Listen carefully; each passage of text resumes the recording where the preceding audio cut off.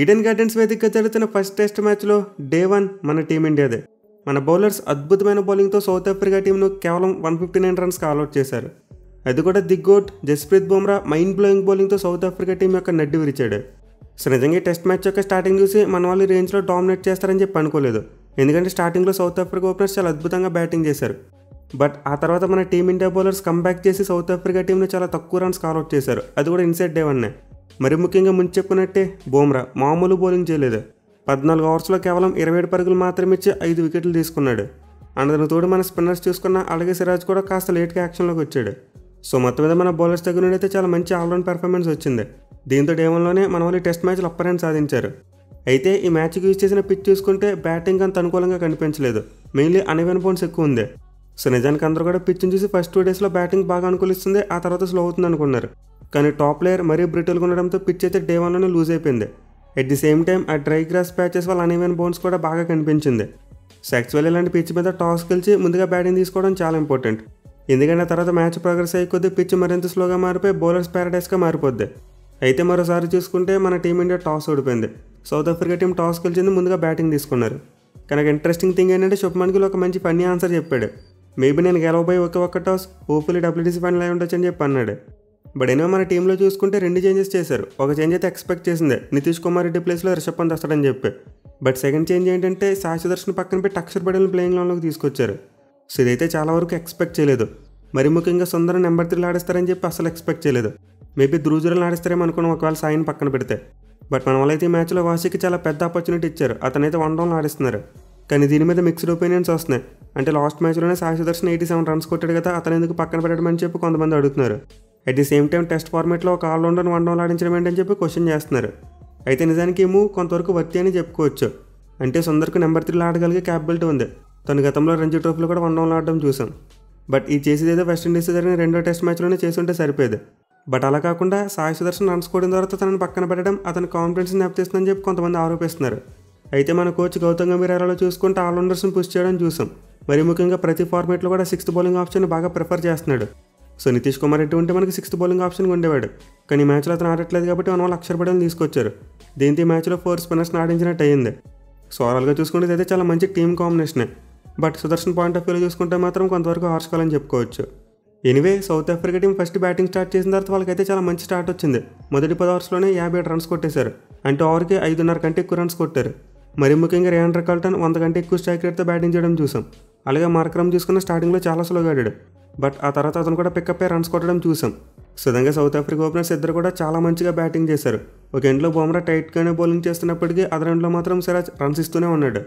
దీంతో ఈ మ్యాచ్లో సౌత్ ఆఫ్రికా టీం భారీ స్కోర్ కొడుతుంది. మ్యాచ్ ఖచ్చితంగా 5 రోజులు ఆడతారేమో అనిపించింది. కానీ ఫస్ట్ 10 ఓవర్స్ మార్క్ తర్వాత చూసుకుంటే మాత్రం బుమ్రా కంప్లీట్లీ గేమ్ యొక్క మొమెంటమ్ని మార్చేశాడు. తను వేసిన 11th ఓవర్లో రికల్టన్కు ఒక మంచి రిప్పర్ వేశాడు. అంటే బాల్ పడిన తర్వాత రికల్టన్ లోపలికి వస్తుందేమనుకున్నాడు. బట్ అది లైట్గా బయటకు మూవ్ వెళ్ళి ఆఫ్ స్టంప్ని కొట్టేసింది. అండ్ దెన్ ఆ తర్వాత వెంటనే చూసుకుంటే తను వేసిన నెక్స్ట్ ఓవర్లో మార్క్రమ్ వికెట్ తీశాడు. అది కూడా ఒక మంచి బ్యాక్ ఆఫ్ లెంత్ బాల్తో. సో యాక్చువల్లీ 2 బాల్స్ కూడా చాలా మంచి ఎఫర్ట్ బాల్స్ అని చెప్పుకోవాలి. అంటే బుమ్రా ఫుల్ ఎఫర్ట్ పెట్టి ఇలాంటి బాల్స్ ప్రొడ్యూస్ చేశాడు. అదర్వైజ్ సెట్ అయిన బ్యాట్స్మెన్ అవుట్ చేయడం అంత ఈజీ కాదు. పైగా ముందు చెప్పినట్టు పిచ్లో అన్ఈవెన్ బౌన్స్ బుమ్రాకు బాగా యూజ్ అయింది. అతనైతే కన్సిస్టెంట్గా స్టంప్స్ లైన్లో బౌలింగ్ చేయడం వల్ల బ్యాట్స్మెన్ ప్రతి బాల్ ఆడాల్సి వచ్చేది. అండ్ ఈ టైంలోనే కొన్ని బాల్స్ అప్ అండ్ డౌన్ అవడం వల్ల బ్యాట్స్మెన్ యొక్క మైండ్లో డౌట్స్ ఏర్పడేవి. వేరే సిరాజ్ చూసుకుంటే తన మొదటి స్పెల్లో అలాంటి కన్సిస్టెన్సీ చూపించలేదు. అంటే ఒకే లైన్ అండ్ లెంత్లో బౌలింగ్ చేసేవాడు కాదు, అస్తమానే తన లైన్ అండ్ లెంత్ మార్చేవాడు. దీనివల్ల లూజ్ బాల్స్ పడేవి and South Africa openers runs కొట్టేవారు. సో నిజానికి సిరాజ్ మే అయితే తను వేసిన మొదటి 2 స్పెల్లో కూడా రిథంలో కనిపించలేదు. దీంతో మన కెప్టెన్ అయితే బుమ్రా స్పెల్ అవ్వకముందే అతని ఎండ్లో స్పిన్నర్స్కు బౌలింగ్ ఇచ్చాడు. అది కూడా అక్షర్ పటేల్ని తీసుకొచ్చాడు. బట్ ఈ మూవ్ కూడా అంత అలా వర్కౌట్ అవ్వలేదు. ఎందుకంటే అక్షర్ పటేల్ కూడా రన్స్కి వెళ్ళాడు స్టార్టింగ్లో. కానీ ఇప్పుడైతే బుమ్రా బ్యాక్ టు బ్యాక్ ఓవర్స్లో సౌత్ ఆఫ్రికా ఓపెనర్స్ని అవుట్ చేశాడో ఆ తర్వాత ఇంకా మన టీమిండియా వెనుతిరిగి చూడలేదు. ఆల్మోస్ట్ ఆ తర్వాత వచ్చిన ప్రతి బ్యాట్స్మెన్ కూడా మన టీమిండియా బౌలర్స్ని ఆడడానికి చాలా ఇబ్బంది పడ్డారు. ఎస్పెషల్లీ కుల్దీప్ యాదవ్ మామూలు రిథంతో బౌలింగ్ చేయలేదు. అతనైతే కన్సిస్టెంట్గా స్టంప్స్ లైన్లోనే బౌలింగ్ చేస్తూ చాలా క్వశ్చన్స్ అడిగాడు. ఇన్ఫ్యాక్ట్ ఆల్మోస్ట్ ప్రతి బాల్ కూడా వికెట్ తీసేలాగా అనిపించాడు. ఈ క్రమంలో మన వాళ్ళు బౌమాకి చాలా మంచి ప్లాన్ వేయడం చూసాం. ఆ లెగ్ స్లిప్ ఫీల్డర్ని పెట్టి బ్యాట్స్ మీద బౌలింగ్ చేశారు. అండ్ బౌమా ట్రాప్లో పడిపోయాడు. దీంతో 57 పరుగులకి 0 వికెట్స్ ఉన్న సౌత్ ఆఫ్రికా టీమ్ స్కోర్ 77 వచ్చేసరికి 3 వికెట్లు పడిపోయాయి. అంటే in the matter of 14 runs వాళ్ళైతే 3 ఇంపార్టెంట్ వికెట్స్ కోల్పోయారు. అయితే తర్వాత మల్డర్ మరియు టోనీ మధ్య ఒక చిన్న పార్ట్నర్షిప్ రావడం చూసాం. వీళ్ళైతే లంచ్ బ్రేక్ అయ్యేసరికి మరి వికెట్ పడకుండా జాగ్రత్త పడ్డారు. సో సౌత్ ఆఫ్రికా టీం అయితే మొదటి సెషన్లో 100 కంటే ఎక్కువ పరుగులు చేశారు. అట్ ది సేమ్ టైం 3 వికెట్లు కూడా కోల్పోయారు. కానీ లంచ్ బ్రేక్ తర్వాత చూసుకుంటే మాత్రం బౌలర్స్ కంప్లీట్లీ డామినేట్ చేశారు. అసలు నెక్స్ట్ 2 సెషన్స్లో బ్యాట్స్మెన్ రన్స్ కొట్టలేకపోయారు. రెండో సెషన్లో కేవలం 49 పరుగులు మాత్రం వచ్చాయి. అండ్ మూడో సెషన్లో చూసుకున్న 42 పరుగులు వచ్చాయి. అంటే ఈరోజు ఫస్ట్ సెషన్లో వచ్చిన రన్స్ నెక్స్ట్ 2 సెషన్స్కి వెళ్తున్నా రాలేదు. సో క్లియర్లీ లంచ్ బ్రేక్ తర్వాత నుంచి బౌలర్స్ చాలా గట్టిగా డామినేట్ చేశారు. మెయిలీ బుమ్రా మరియు కుల్దీప్ కాంబినేషన్ బాగా సెట్ అయింది. లంచ్ బ్రేక్ తర్వాత వీళ్ళిద్దరే పార్ట్నర్షిప్ను బ్రేక్ చేశారు. ముందు కుల్దీప్ అయితే ఒక రెగ్యులర్ లెగ్ స్పిన్ వేరియేషన్తో మల్డర్ వికెట్ తీశాడు.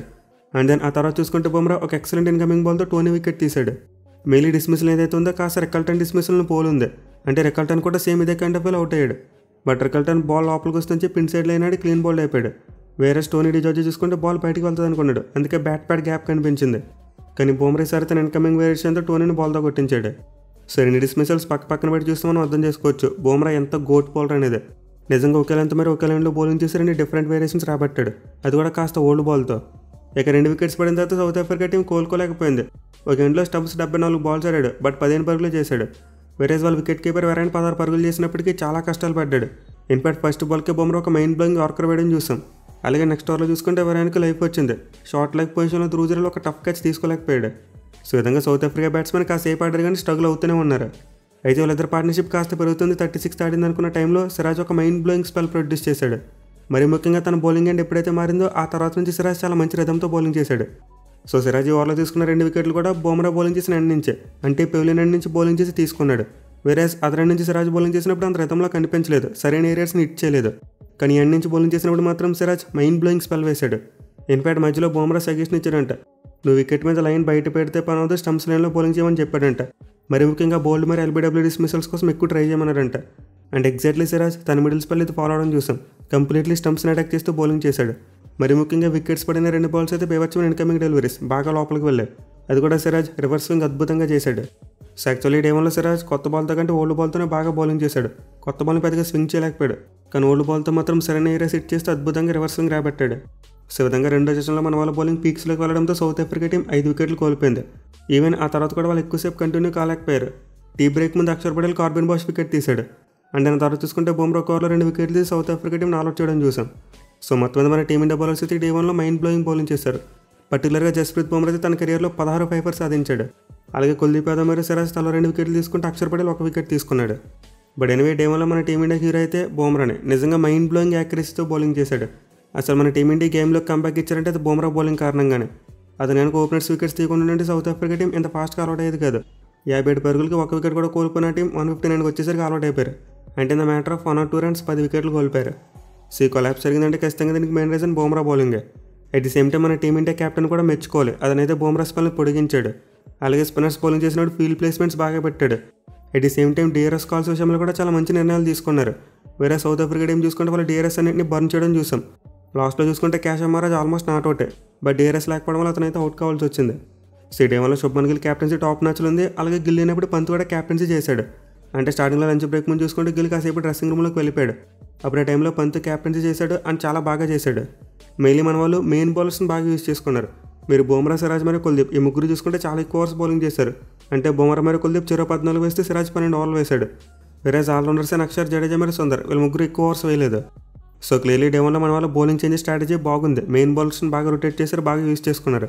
అందుకే వికెట్స్ పట్టే మన టీమిండియా మంచిగా కంబ్యాక్ చేయగలిగింది. ఇక మన వాళ్ళ బ్యాటింగ్ విషయానికి వస్తే చాలా వరకు స్లోగానే సాగింది. మరి ముఖ్యంగా ముందు చెప్పుకున్నట్టు పిచ్ బ్యాటింగ్ అంత ఫ్రెండ్లీగా లేదు. At the same time south Africa bowlers కూడా చాలా బాగా బౌలింగ్ చేశారు. ఇన్ఫాక్ట్ వాళ్ళకి రబాడా లేడు, ఇంజరీ కారణంగా దూరం అయ్యాడు. అదర్వైజ్ వాళ్ళ బౌలింగ్ ఇంకా స్పైసీగా ఉండేది. సో మన బ్యాటింగ్లో చూసుకుంటే జైస్వాల్ 12 పరుగులు చేసి మాత్రం అవుట్ అయిపోయాడు. అనవసరంగా బాల్ని బలంగా కొడదామని చెప్పి స్టంప్స్ మీదకి డ్రాగ్ చేసుకున్నాడు. అయితే తర్వాత చూసుకుంటే మాత్రం మన టీమిండియా వికెట్ కోల్పోలేదు. ప్రజెంట్ రాహుల్ మరియు సుందర్ వీళ్ళిద్దరి మధ్య పార్ట్నర్షిప్ నడుస్తుంది. ఇన్ఫాక్ట్ 78 బంతుల్లో కేవలం 19 పరుగులు మాత్రం యాడ్ చేశారు. సో క్లియర్లీ వీళ్ళిద్దరైతే తమ వికెట్ని కాపాడుకుంటూ డేని ఫినిష్ చేయాలనుకున్నారు అండ్ అదే చేశారు. ప్రజెంట్ మన టీమిండియా 37 పరుగులు చేసి 1 వికెట్ మాత్రమే కోల్పోయింది. అండ్ సౌత్ ఆఫ్రికా టీం కొట్టిన స్కోర్ కంటే 122 పరుగులు వెనకపడి ఉన్నారు. సో మన టీమిండియా కనుక రేపు మంచిగా బ్యాటింగ్ చేసి ఫస్ట్ ఇన్నింగ్స్లో ఒక భారీ లీడ్ సంపాదిస్తే ఈజీగా మ్యాచ్ గెలిచేయచ్చు. ఎందుకంటే మ్యాచ్ ప్రోగ్రెస్ అయ్యే కొద్దీ పిచ్ చాలా కష్టంగా మారిపోయేలా కనిపిస్తుంది.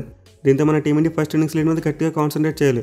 అట్లీస్ట్ ఒక 150 to 200 లీడ్ సాధిస్తే మన టీమిండియా గెలిచేందుకు పుష్కలంగా ఛాన్సెస్ ఉంటాయి. సో డే 1లో అయితే మన టీమిండియా బౌలర్స్ అదరగొట్టి మన టీంను టాప్లో పెట్టారు. మరి డే 2లో మన బ్యాట్స్మెన్ కూడా అదే కంటిన్యూ చేస్తారా, లేకపోతే సౌత్ ఆఫ్రికా టీం ఏమైనా కంబ్యాక్ ఇస్తుందేమో చూడాలి.